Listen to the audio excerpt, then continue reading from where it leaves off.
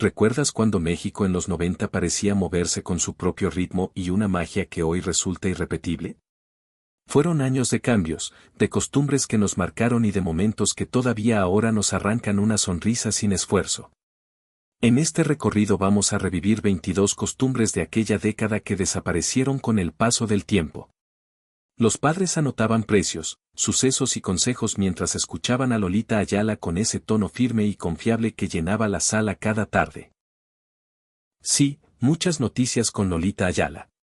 A las 3 en punto, su noticiero no solo informaba, también unía a millones de personas en un mismo hábito, convirtiendo esa hora en un pequeño ritual familiar. El tic-tac del reloj, el murmullo de la casa y, a veces, el aroma del pan recién horneado se mezclaban con la voz de Lolita, creando una atmósfera cálida y compartida. Ese fragmento de la vida cotidiana quedó guardado en la memoria de muchos mexicanos. Con el tiempo, la televisión se transformó, llegaron nuevas cadenas y formatos, y aquel ritual cambió. Pero recordar esas noticias es regresar a un momento donde la información era un puente con el mundo y un vínculo familiar que permanece vivo en el recuerdo. En los 90, pocas cosas despertaban tanta emoción como una visita a Videocentro. La experiencia comenzaba incluso antes de poner un pie en la tienda. El plan se anunciaba durante la cena, prometiendo un fin de semana inolvidable con una película nueva por descubrir. Al cruzar la puerta, la vista se inundaba de interminables filas de cajas de VHS, adornadas con carátulas brillantes que parecían cobrar vida bajo las luces blancas de los pasillos. Las discusiones empezaban rápido y siempre iban acompañadas de risas y pequeñas concesiones hasta llegar a un acuerdo. Había algo especial en sostener aquella caja de plástico, abrirla y percibir ese aroma tan particular del cartón mezclado con la cinta magnética. Con la llegada del DVD y más tarde del streaming, las sucursales fueron desapareciendo una a una. Y sin embargo, el recuerdo colectivo de aquel ritual familiar sigue vivo, porque elegir juntos una historia para compartir era sinónimo de felicidad. Quien vivió la Ciudad de México en los 90 lleva en la memoria una imagen muy clara. Las calles llenas de los icónicos taxis verdes, aquellos Volkswagen sedán que se convirtieron en un símbolo de la capital. Tomar uno de esos bochitos era casi un ritual, una mezcla entre improvisación y aventura. Todo comenzaba levantando la mano en medio de la avenida, esperando que alguno se detuviera entre el caos del tráfico. Al abrir la puerta, se sentía el calor acumulado en la cabina, el tapiz desgastado y ese olor inconfundible a gasolina. Por la ventanilla abierta entraba la brisa polvosa de la ciudad, acompañada del sonido de la radio del chofer, que podía pasar de un noticiero a una balada romántica sin previo aviso. Con los años, la modernización del transporte dejó atrás a esos bochos, pero recordarlos es volver al pulso acelerado y vibrante de la ciudad.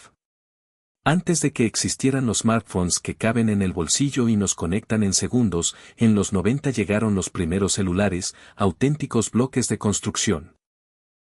Los famosos ladrillos. Grandes, pesados y difíciles de cargar, pero al mismo tiempo símbolos de estatus y modernidad. Marcar un número en esos teclados duros, acompañado por el pitido metálico de la llamada, formaba parte de su encanto. No tenían pantalla a color ni cámara, solo números verdes sobre fondo negro que parecían sacados de una película futurista. A pesar de todas sus limitaciones, los ladrillos eran un pase directo a la modernidad. Ejecutivos los presumían en restaurantes y aeropuertos, mientras otros los miraban con una mezcla de curiosidad y envidia. Había también algo de humor involuntario en ver a alguien caminar por la calle con aquel aparato enorme pegado a la oreja, imposible de ignorar. Era una estampa que, al recordarla, nos transporta de inmediato a los 90. Aquellos ladrillos fueron el primer paso hacia el mundo hiperconectado que hoy nos parece natural. ¿Quién no recuerda los desayunos de la infancia? El simple hecho de encontrar en la cocina una caja de Chocapic ya era suficiente para alegrar la mañana. Quitar el cartón y sentir el aroma dulce a cacao que escapaba de la bolsa interior era un momento mágico. Esos copos de trigo cubiertos de chocolate no solo llenaban el tazón, llenaban la mañana de energía y emoción. El ritual siempre era el mismo: vaciar el cereal, escuchar cómo golpeaba la loza y luego agregar la leche fría. Las cajas además escondían pequeños tesoros, desde juguetes hasta juegos impresos en la parte trasera.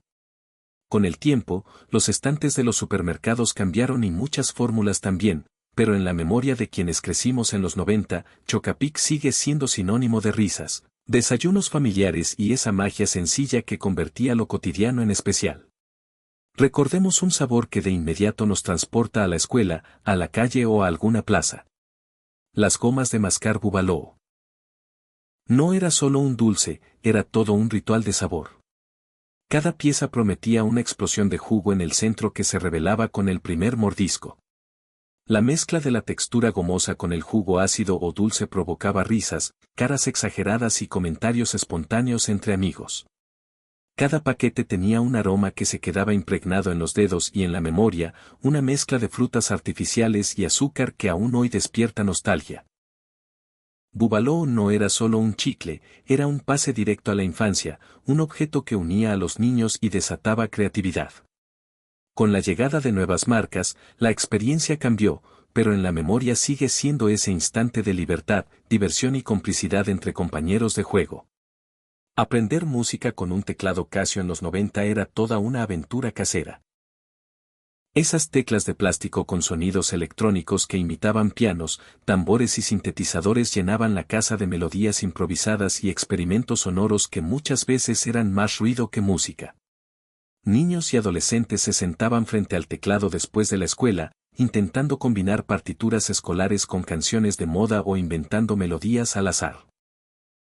El zumbido leve del aparato, mezclado con el ruido del televisor y el olor de la lonchera olvidada sobre la mesa, creaba un ambiente completamente familiar. El Casio era también un punto de encuentro, amigos se reunían para tocar, improvisar y comparar habilidades. Para muchos, fue el primer acercamiento al mundo de la música, la composición y el juego sonoro. Hoy esos teclados parecen simples frente a la tecnología actual, pero en el recuerdo guardan la emoción pura de crear, de equivocarse, de reír y de descubrir la magia detrás de cada sonido. ¿Y quién no salió alguna vez en busca de un boleto de rasca y gana? No era solo un pedazo de papel, era una promesa envuelta en misterio. Cada rectángulo plateado guardaba la posibilidad de un premio, desde un pequeño detalle hasta la fantasía de una fortuna súbita. Niños y adultos se sentaban alrededor de la mesa con uñas o monedas listas, ansiosos por descubrir qué sorpresa se escondía bajo cada casilla. El sonido del raspado, ese roce de la moneda deslizándose sobre la superficie brillante, creaba una tensión compartida, como si cada pequeño rasguño acercara o alejara un sueño. Con los años, la tecnología fue desplazando a los rasca y gana, pero en la memoria colectiva permanecen como símbolos de la espera, la paciencia y esa ilusión sencilla que iluminaba cualquier tarde. Los rasca y gana nos regalaron momentos de risa, de expectativa y de triunfo, convirtiendo algo tan cotidiano como un juego en una experiencia casi mágica, aunque solo durara unos minutos. Si hubo una costumbre que todos recordamos de esa década fue recorrer las tiendas de Hermanos Vázquez. Aquellas visitas eran toda una experiencia familiar, con listas en mano y el entusiasmo de planear nuevas compras. Las familias caminaban por pasillos repletos de muebles, electrodomésticos y accesorios que parecían contar historias. El paseo no se trataba solo de adquirir algo, sino de imaginar, de planear espacios y debatir sobre colores, texturas y estilos. Los niños corrían entre los exhibidores mientras los adultos comparaban precios y hojeaban catálogos. La competencia comercial y los cambios del mercado terminaron relegando estas tiendas al rincón nostálgico de la memoria. Pero para quienes vivieron esos recorridos, recordarlos es volver a la emoción de estrenar, de soñar con decorar la casa y de imaginar un hogar lleno de vida. Viajar en el tren ligero del sur de la Ciudad de México era mucho más que un simple traslado. Se convirtió en una costumbre que marcó la banda sonora diaria de miles de personas. El traqueteo constante de las ruedas, el sonido metálico al frenar y esa vista fugaz de Tlalpan pasando por la ventanilla se quedaron grabados en quienes lo usaban para ir a la escuela, al trabajo o simplemente a pasear. Las conversaciones se mezclaban con música de radios portátiles y miradas cómplices entre desconocidos. Subirse al tren implicaba también aprender paciencia, cortesía y compañía dentro de un espacio reducido. Evocar el tren ligero es regresar a una época en que el transporte público no solo servía para moverse, sino que era un escenario de historias pequeñas, de encuentros fortuitos y de vida cotidiana que formó a toda una generación. Cada viaje era un pequeño retrato de la ciudad, lleno de sonidos, aromas y rostros que aún vibran en quienes lo vivieron. Si hay un ritual que desata recuerdos inmediatos es la búsqueda de los coleccionables de Coca-Cola, los inolvidables Yelocos. Cada figurita transparente, colorida y sorprendentemente detallada detonaba emoción entre los niños, que recorrían pasillos con la mirada fija en los estantes, listos para intercambiar piezas con amigos y hermanos con tal de completar la colección. Abrir el paquete y descubrir la figura sorpresa era un estallido de alegría. Se negociaban las repetidas, se presumían los diseños más difíciles y se celebraba cada avance en la colección. Cada figura tenía un peso especial, no era un simple juguete, era un trofeo. La textura del plástico, el sonido de la bolsita al abrirse y los colores brillantes se quedaban grabados para siempre.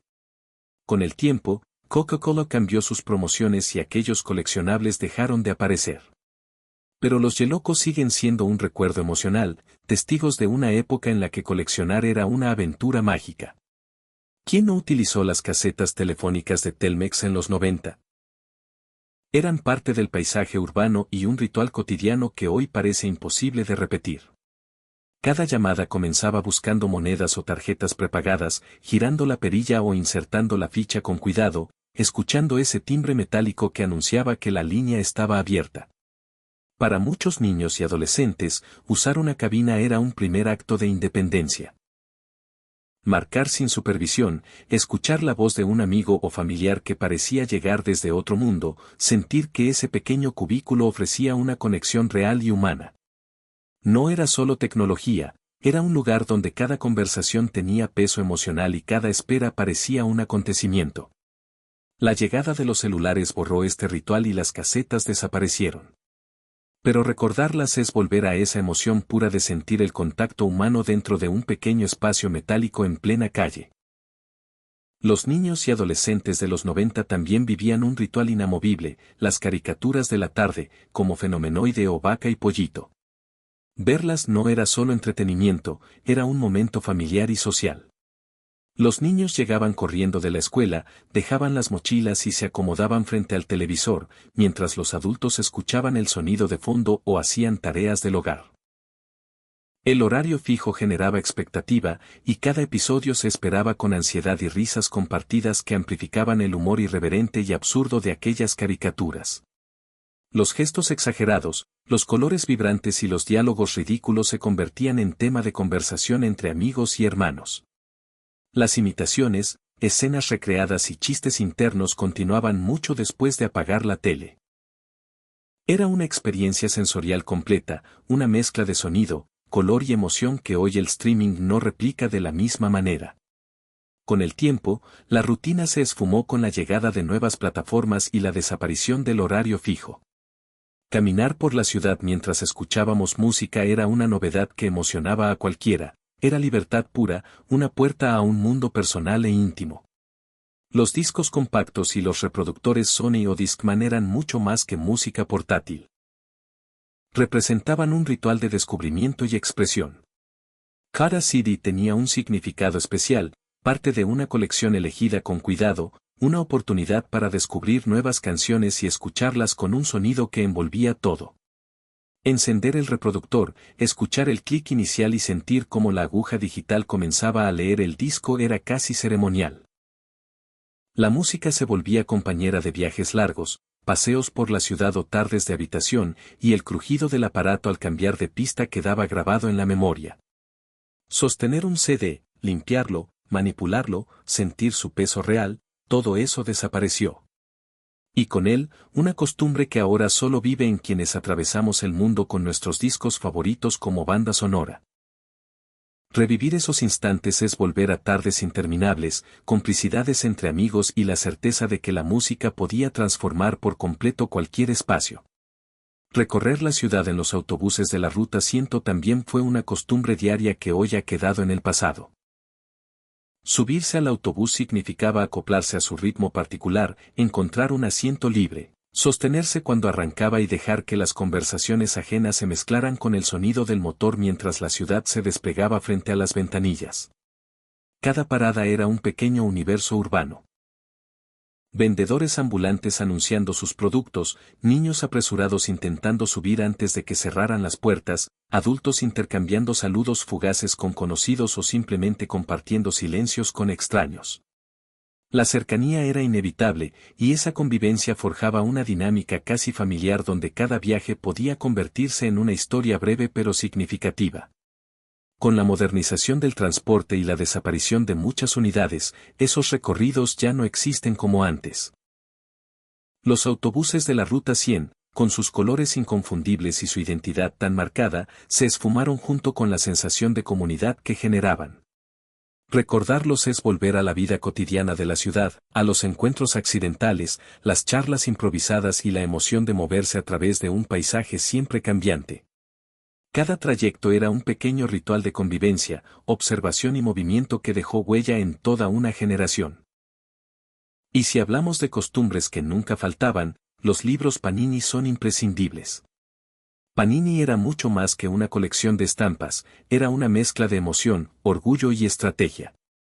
Los niños discutían intercambios, celebraban completar páginas y sentían una satisfacción que iba mucho más allá del cartón y el pegamento.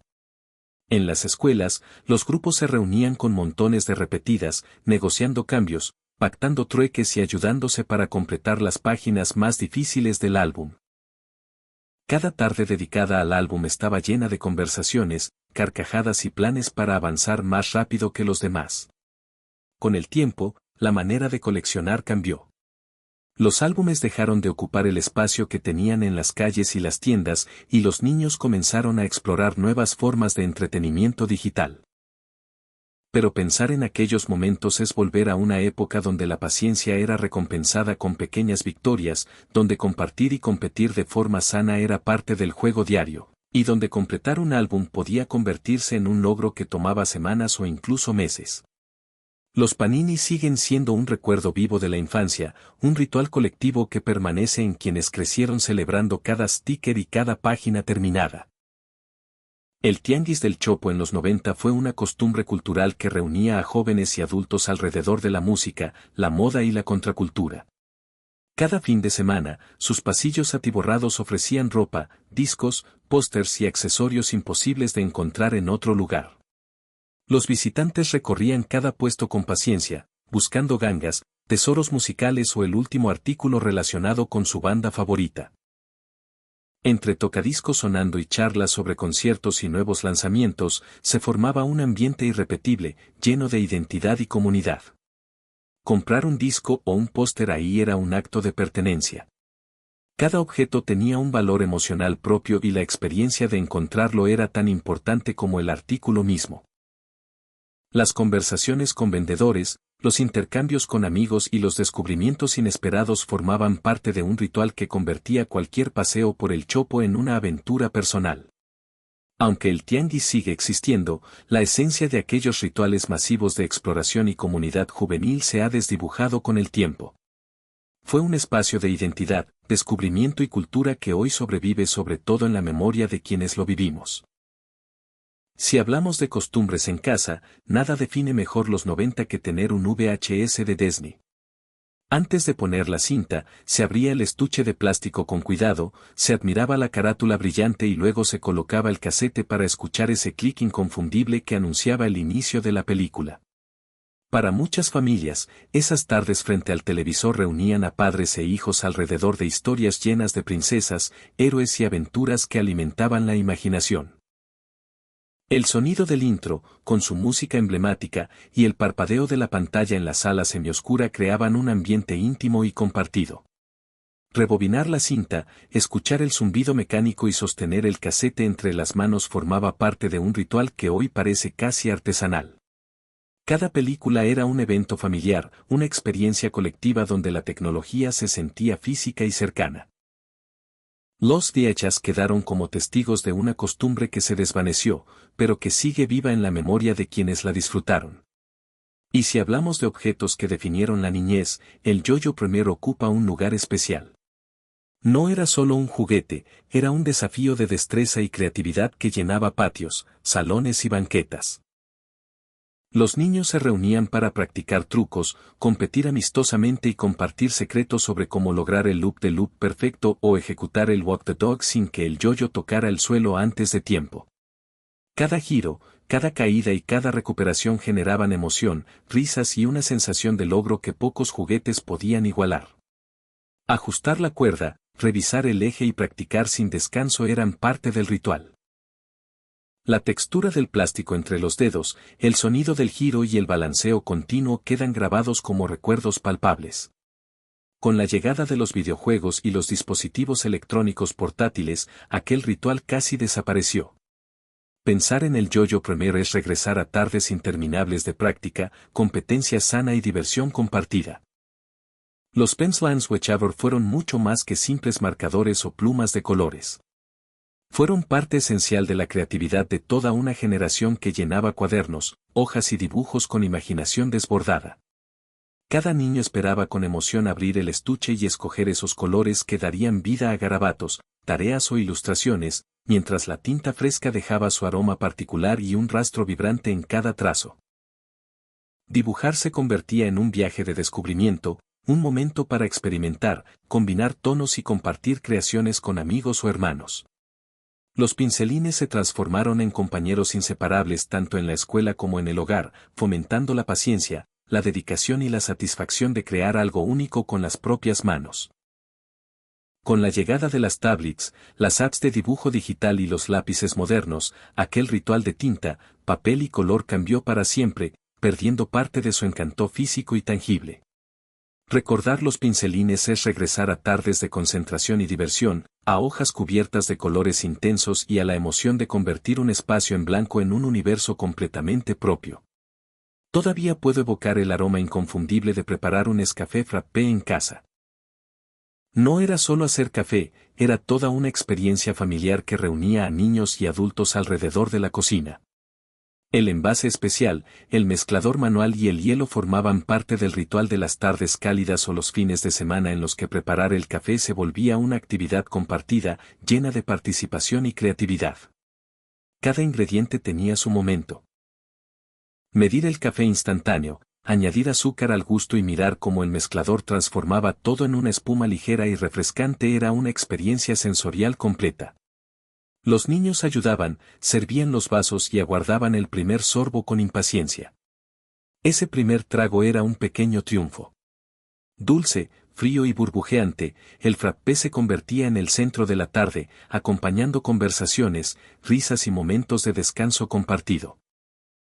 La fotografía, por su parte, era una práctica llena de anticipación.